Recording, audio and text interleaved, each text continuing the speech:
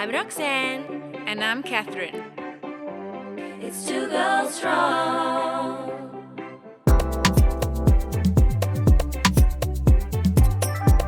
It's two girls strong.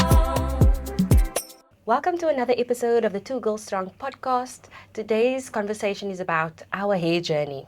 So we're going to be talking about our relationship or connection to our hair in the ways that we perceive it and love it or hate it and all those emotions in between, but also how we experience other people perceiving it as well. Yeah. So let's get into it. Catherine, with your beautiful curl sitting next to me here. What are your early memories of hair on yourself and others? What are your early memories in thinking about hair? So I think growing up in the colored community, hair is a very big topic. The texture of your hair, there's a lot of texturism. Of course, the complexion, the color of your skin is something people fixate on. Mm-hmm. But I remember, when I was little, like my mom started relaxing my hair at a very young age. And I didn't really understand why my hair was being relaxed and all of that. And I think with the lens I have now, I just like those memories are reinterpreted. Without the lens I have now, I'd say my relationship with my hair was having to go to the hairdresser to have it relaxed, and having to plait it for school, and always feeling like kids are going to make fun of me because I had this like hair in front that wouldn't be flat. Same. And it's something I felt a lot of shame about because it was always something that people made fun of you as like a little brown girl with this hair in front. But now looking at it, I'm also like, as an adult, like thinking about my mom's projection of her own hair, her own experience of her hair onto me as her only daughter. And also like, I guess like how sad I feel about that, because I know she had her stories with her hair and wanting maybe for me to not experience the same stuff she experienced. She relaxed my hair. Maybe it was also for ease. Maybe it was easier to handle. I don't know. But at the time, society dictated that the straighter your hair, the better. And so I followed suit, and I was too young to really understand what was happening. And it's taken me decades to finally be in touch with my natural hair. It's only very recent that I'm seeing what my hair looks like. Yeah, just as it grows out of your head. Yeah, it's so crazy. It's so deep. But it's like, it's taken a long time to, I don't know, to like also come to terms with how shaped it was by like racial dynamics and just all the societal things impacting the way I engage with something that's so personal to myself. And I'm only really finding peace with it now, so many decades later. How about you? That's such a hectic answer, but it is. And you guys can say whether you've had a similar experience. Like, what is your experience with your hair journey? Because it's wild out here. Yes, and I think it's important to just take a note for people that we're very much speaking about our experience in the South African context, and within that context, we're speaking about the coloured community, which is a South African contextual word, and you can do your own research on that. Yeah, for me, do you know what? I don't even know what I felt about my hair. I loved it when my hair was blown out. I loved getting my hair styled. I enjoyed going to the hairdresser. We were living in the northern suburbs, but my mom still trusted her hairdresser, and we went to the hairdresser in the southern suburbs. So we lived in Ballon. We went to Athlone. You guys are fancy. Athlone. No, it was really like where my golden dish and that. It was a liquor. It was I when you say remember southern it. suburbs, I'm thinking like Exactly. No, that was a liquor hairdresser, and I enjoyed going there with my mom. I can remember the smells, the smell of blowed out hair, and so on. So I think I enjoyed it. I don't think I recognized how much. I mean, obviously at the time, let me just stay in that space. I enjoyed it when my hair moved in the wind. I also had that front hairs that was standing up as a child. And I remember one of my cousin's aunt once made a comment with me that but jokingly, I'm with inverted commas, that she's going to bring a sellotape so that she can tape down my fringe. And I chuckled, and I didn't really get what she was saying. Well, I mean, I knew she was saying that my fringe was standing out and not down as it was intended to. So there were little moments like that, but going to the hairdresser or at home, I learned how to roll my own hair, grade 3 already, which is, now I enjoyed it. I enjoyed it, that's a thing. Like, I actually enjoyed it. Yes, rolling my hair with hair curlers, or yeah, we call it rollers. On a weekly, I enjoyed that practice and that independence of doing it myself eventually as well. I really enjoyed that. I also started relaxing my hair for the first time in grade 3, and I remember that moment. That's quite young. Yeah, but I think a lot of people do earlier, even earlier about than 7 that. years old, that's the time. No, that's grade 1. Grade 3, I was 10 already. Really? Mm-hmm. Okay, then I was 7 in grade 3. Yeah, grade 3. Yeah. No, man, can't be. You must have been grade 7 in, okay, turning. Yeah, Turning 7 8. turning 8 in grade, yeah. Okay, maybe I was 8 already or something like that. Anyways, it wasn't But 7. that's It was still- definitely not 7. Regardless. These are a year apart, it's still extremely young. You're still kind of a baby. Yeah, for such a harsh chemical experience on your head. Yes. But I remember that experience, and at this point we were going to a hairdresser in Blackheath, closer to where we were living in the northern suburbs. And my mom wasn't keen on starting to relax my hair at that young age, and this hairdresser, looking back, I think he was gay. He was like, are you thinking of relaxing her hair? And my mom's like, no, I think she's too young. She's like, no. He was like, no, this is the age. This is the age to start relaxing her hair. And I remember being so excited. I remember being so excited about the process and the impact and the flow of my hair, and I was so happy. Because I think I felt the difference at school. I felt the difference of the girls with the straight hair and myself and my own hair, and feeling like slowly improving the way I show up and how I'm being perceived and how I perceive myself and the standards of beauty. Yeah, because even at that small age, at that very young age, I said before that when I was little, I wasn't interested in the affection of the little boys when I was little. But I could see the girls that they gave their affection to were often the girls with lighter skin and straighter hair, and so that kind of messaged to me that they are more attractive, and that the default of how I exist is not attractive. Yes. That's how I felt, and that's how I felt about my hair, was that the default of who I am is not attractive, and so I need to correct, and I must essentially lie about who I am. Yes. And for me, as an adult, no, I just wanted to add something that it wasn't only just boys' response, but other girls' response to straight hair as well, which for me weighted even more, how friends responded to other friends' hair. Yeah. And but I remember when I was a teenager, I started to kind of unlearn that slowly on my own, because I remember one of my cousins, also a boy cousin, said to me, someone like Beyonce, she's beautiful and all, but underneath that, the hair still cruise. And I was like, is that really now how you're gonna value someone who's so beautiful and is so talented and so amazing? Because we were watching music videos on TV.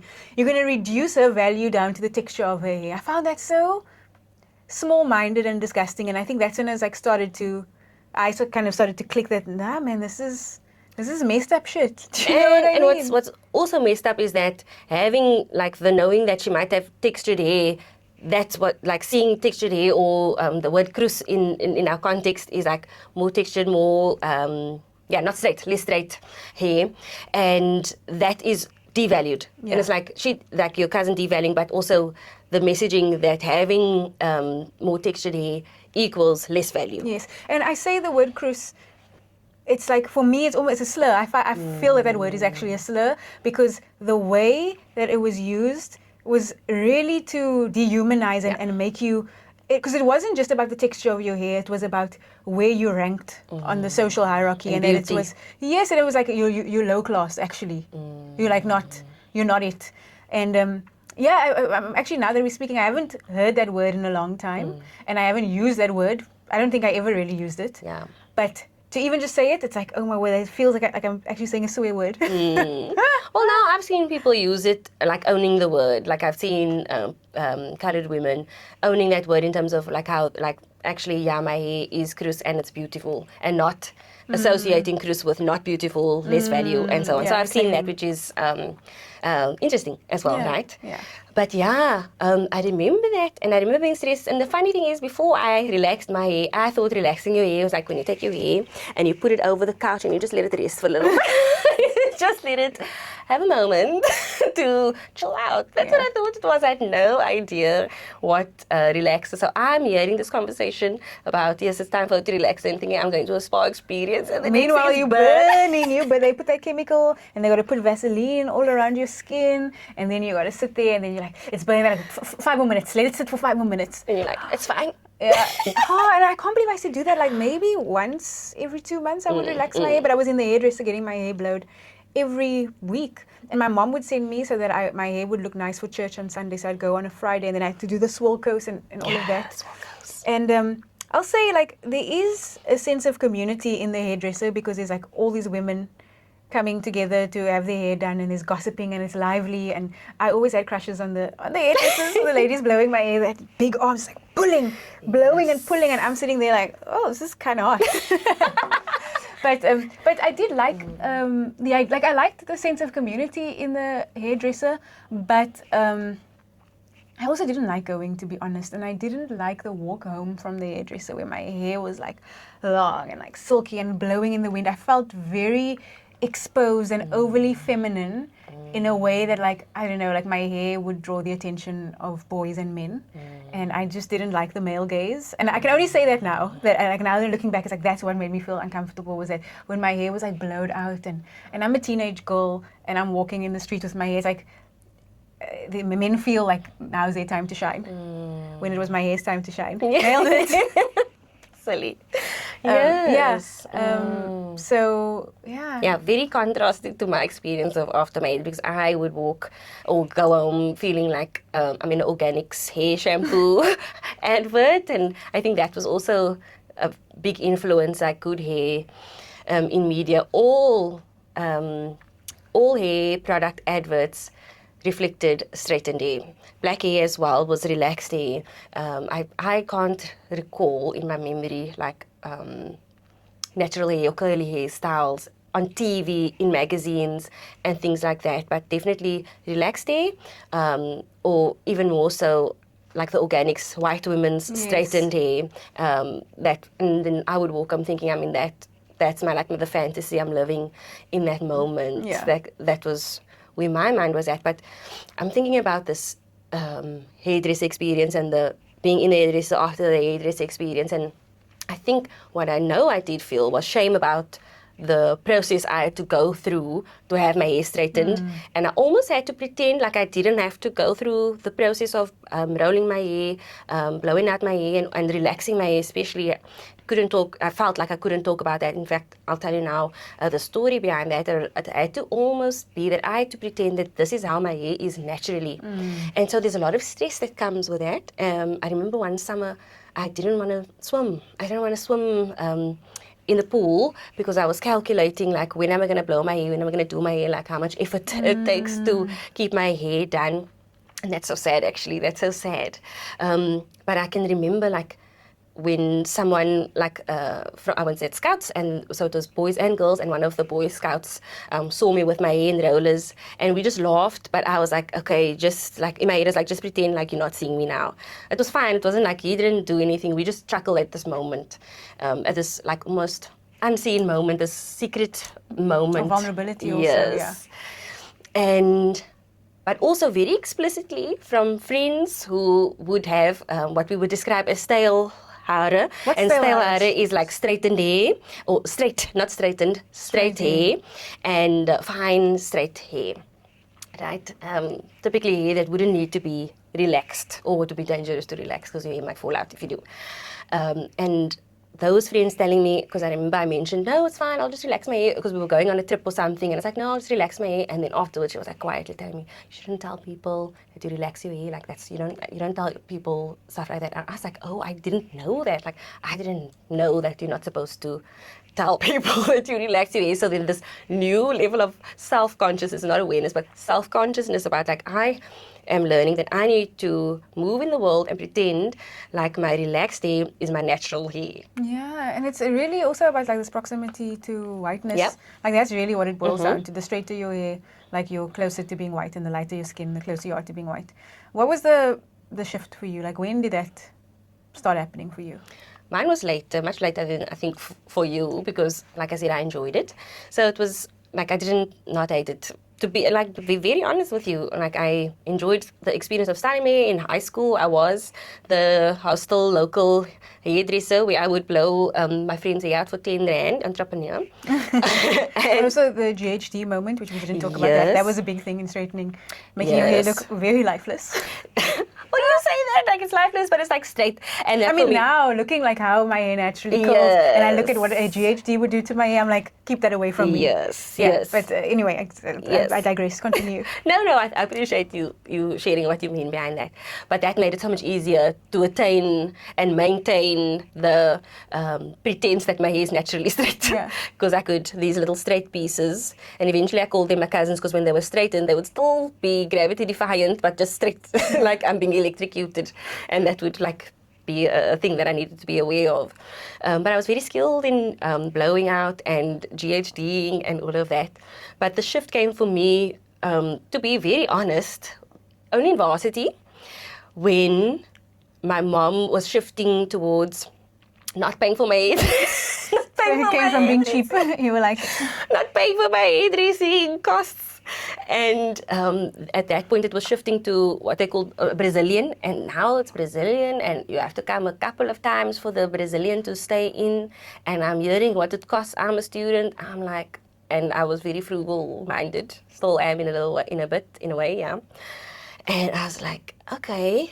When I see other women on TV, Black American or like Scary, well, not Scary, Mel B, with her natural hair. I love that. I have arts in my eyes for it. So I was like, okay, and I'm 18, 19 now. No, I was probably third year. And I was like, okay, maybe let me just see what happens. Actually, the decision was I'm not going to pay for that. Yeah. And so what happened was that my natural hair could grow out because I wasn't paying for my hairdressing fees. I'll tell you about. Can we just talk about how expensive it is? Like a relaxer back then, last time I had it, could be over 1,000 rand for a relaxer.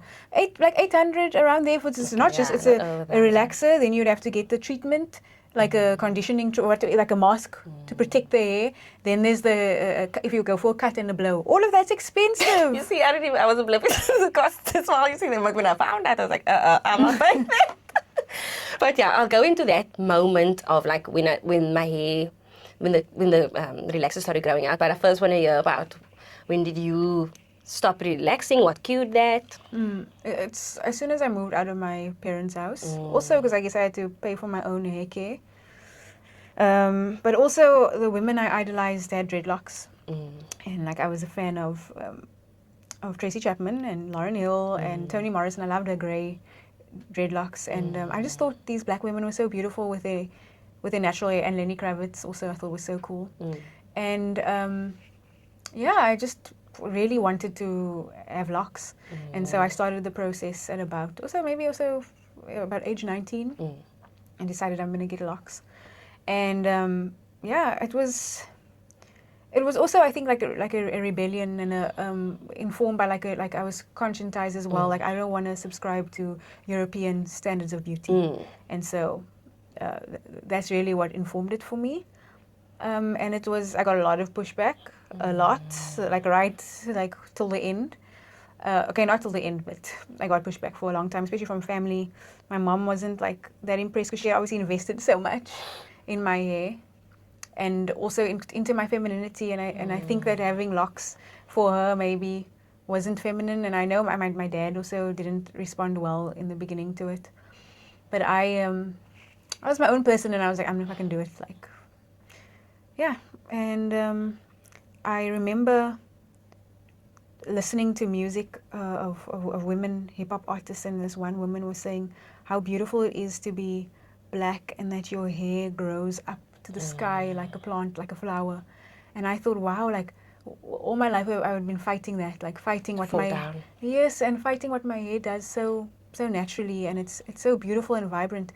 And then also another side of that was that I, obviously getting older, and my attraction to women, like largely being attracted to black women and black women with natural hair. I find that very attractive. I find it like often like the vibration of women who are standing in their truth and as an extension like embrace who they are. I find it to be very attractive and beautiful. And so naturally it would follow that I would have the same attitude to myself, like what I find attractive in other women. I would want to express and find attractive in myself, but also express outwardly. Yeah. So a number of factors. And what was it like for you to hold on to that decision and developing your sense of self while hearing critique from people you hope would encourage you? Yeah, I think because all of these things were happening at the same time. Like in our different podcasts, we speak about these moments, these like integral moments of change, of shift that have happened, and they happened for me like my journey into like really finding myself as a queer person, changing my hair, coming like into myself and understanding like what I want to do, become a creative. All of these things happened at the same time for me, or it wasn't like one magical moment, but the growth was happening. It's all parallel to each other, and so they kind of fed off of each other. And I had a vision of the person I wanted to be, and I was so steadfast in the vision of like being my own person and being proudly black and proudly queer. I was so like enamored by the vision of like the woman I wanted to be, because I had seen other women, the women I admire were strong in who they are, that the stuff that other people said just washed over me. It's like now when I think about it, I feel hurt by it. Like I feel very hurt now when I think about but then in that moment I was so like determined to be my own person that I couldn't be swayed otherwise. And so that's why I just went on my own journey and I went on this hair journey. Wow. Like just again, really incredible how your sense of self, like to hear about your sense of self very early on, because it's interesting that you mentioned about those things happening at the same time, because actually that my early 20s was also when I came out, the moving out of home and separation at that stage. And I think coming out specifically, like not defining my beauty around what I did as heteronormative sense of beauty for a woman of color, colored woman, in the context that we were in. And as I was stepping into myself, like all of these things coming into play. But really incredible. Yeah. And I think for me, my experience in that hair transition moment was that it was just like a decision that was like done. I just wasn't going to relax my hair after the last time I relaxed my hair. I'm not going to pay that for myself. And then there was this really difficult experience with hairdressing and going to the hairdresser, and also feedback, particularly from my mom, who would like tell me that my hair looks out of shape and things like that. And like looking back, she wasn't wrong. I just don't think that was helpful for what I needed. Like it took a lot of courage for me to grow my hair naturally. I didn't know how to look after my hair at the time. Because just for people who don't know, like to grow out the relaxer, you really have to. It's awkward because some of the hair is straightened and then the hair at the roots are curled. So you've got to slowly cut off that hair, but you want to keep the length. So it looks very awkward because half your hair is one texture and then the other half is, and it can take many years for it to finally like to reach a point where Roxanne, all her hair is natural now, or like my hair is all natural now. Yes, and in that awkward time, like it was actually quite difficult. There were difficult moments. Like I was loving it. I was loving it. I didn't always see that at the time that it was awkward. But I didn't actually know how to take care of it. And the hair is damaged as well. So it's not even just the different textures, like your hair is actually damaged from the years of heat and chemicals and all of that. And so it's like the time for that to grow out and look at yourself as beautiful, but also hear that it's not great. And now when you go to the hairdresser, because I did still go to the hairdresser at that time to cut my hair and things like that, it will always still be a blowout. And like hearing a hairdresser be a little bit confused about that I Why? want you to cut it not for the straight look, but for my afro look, and them not really grasping what I mean or appreciating that approach, or being exhausted by like the amount of strength that it needs to blow out my hair that's not relaxed and things like that. And slowly I stopped going to the hairdresser until I found someone who was younger, Marshall Linderoth. It was still in the early years of being a hairstylist, and it was at a parents' home, and I got my hair cut, and it was so short. It was like I got such a shock because it was, my hair was so damaged, like it needed to be cut quite a lot. And again, I needed to have the courage to wear my hair with a very short afro and be okay with it, even though I felt really uncomfortable with it at the time. But yeah, slowly, finding the right hairdressers really helped to understood what I was saying, appreciate what I was saying, and helped me figure out how to take care of my hair as it was. And then, what was it like for you? Because you had a couple of moments with your hair. You had locks and they grew long. Yeah, my locks were down to my bum, and I loved having locks. And I felt that they were quite tied to the way I was perceived, and locked into my artist persona. And after a while, I felt a bit restricted by them. And also, I had never actually seen my natural hair texture, because my hair was relaxed at 7, and then from there I went into locks. And obviously locks is not, it's a natural hairstyle, but you're not really seeing it grows out of your head. Exactly. And so I did the big cut, I shaved all my hair off. I just felt like time, like spiritually we moved back to Cape Town from London. It just felt like I needed time, it was time for a change.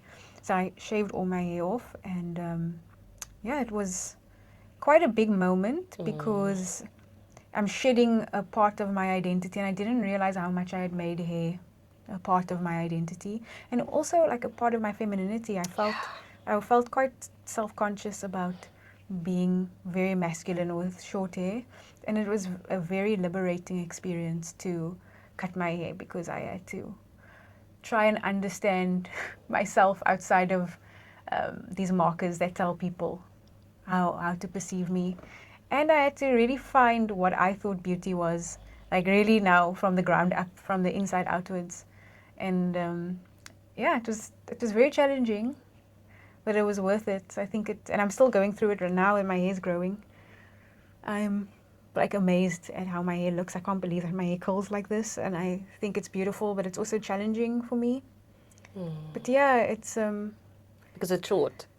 Yeah, because it's short, and it's just like a whole different, like it's a lot more work to look after it. And also I still carry anxieties around the texture of my hair, like are my curls looking fine?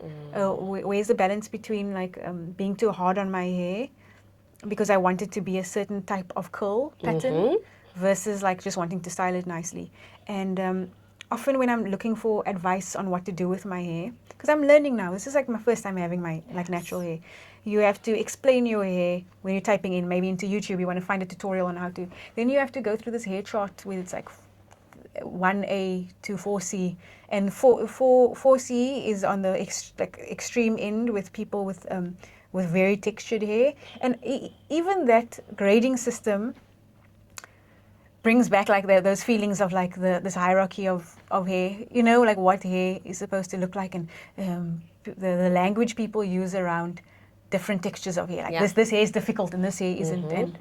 And so it's, for me, it's an ongoing thing. I don't have any conclusions, but something I maybe can be a bit more conclusive on is that I really love having my natural hair and being able to jump into water whenever I want, not having to negotiate that, and also not feeling like I have to carry the weight of what hair and feelings around hair have meant for the women before me. I feel quite liberated from that. And I think particularly about my mom and the difficulty she had with hair and her experience of hair, and I hold a lot of empathy for her, and then also think about how far I've come and how lucky I am to be able to just love the hair the way it grows out of my head. I feel very grateful for that. Yes, and to have the opportunity to see it and experience it and see the beauty. And it's almost like you keep discovering it, when your hair was shaved. I loved it. I really loved it. It was very hot. you were like, a Barbie come to life. And anyways, I had a Barbie and I cut her hair. And I was like, oh my gosh. I manifested my wife. It was a black Barbie as well, so that's very important context. And I was enjoying the way you're playing with the colors. And now it's like, as your hair is growing, it's like a rediscovery after rediscovery of your hair and the beauty of it and like the learning experience. And it's just really interesting, and it's a joy to watch you delight in it as well. Yeah, and to also experiment and wear braids and do all of those things. It's really lovely, and really, I think the big thing is to not have shame about my hair. That is so liberating, and it's something actually that I don't take for granted, because I don't think a lot of women who look like us and who come from where we come from can say that they don't have shame on their hair, about their hair. Yeah, whether they're aware of it or not. Yeah, and it's not to be like, oh, I'm better than because I don't have shame. I think it's like really, it's such a, I just want to hug. I just want to hug so many women, because I know how much it's tied into their self-worth and sense of womanhood and femininity, and how it can be weaponized also against women. And so I just feel very happy that I don't feel shame about my hair. Yeah. Yes, that is very liberating. And I think from my perspective, it's always like, my wish is that you, like, honestly, if you relax your hair now, like, that's fine, and GHD and all whatever the hair Botox is, I think, I don't even know what the latest straightening process is now, but to be open to the idea that your natural hair is also an option for good hair. That is my wish for everyone. Yeah. For everyone. Yeah, I guess I haven't said that, but I don't. It's not that I have an issue with someone wearing wigs or doing other hairstyles, but yes, the point is, what you're saying is that to embrace your own natural hair and to know that it's equally as beautiful. Yes. And that's really what I mean when I'm talking about that shame, is that I think maybe to be able to feel that it can compete with all of those hairstyles. It's just as beautiful. It's just as amazing. In fact, it's kind of a miracle. Yeah, and then I think from my side, I've really enjoyed embracing my natural hair. Also, quite recently in the last 3 years, braiding my hair again and just enjoying having different hairstyles. And there was a period when we moved to London, and especially when we couldn't travel home. Like, what I did was, every time I came home, I would go to the hairdresser to Marche, and then we couldn't travel for a bit, and so I was like, okay, let me learn how to cut my own hair. And so I learned from YouTube how to cut my hair as a very much non-professional. And recently, after 5 years, going to the hairdresser again for the first time, and now Olivia, Crowns of Beauty in Cape Town, did my hair, and she specifically does curls, like looks after curls and doesn't do blowouts, which I appreciate, because it doesn't interest me. Not even for our wedding was that an interest of mine.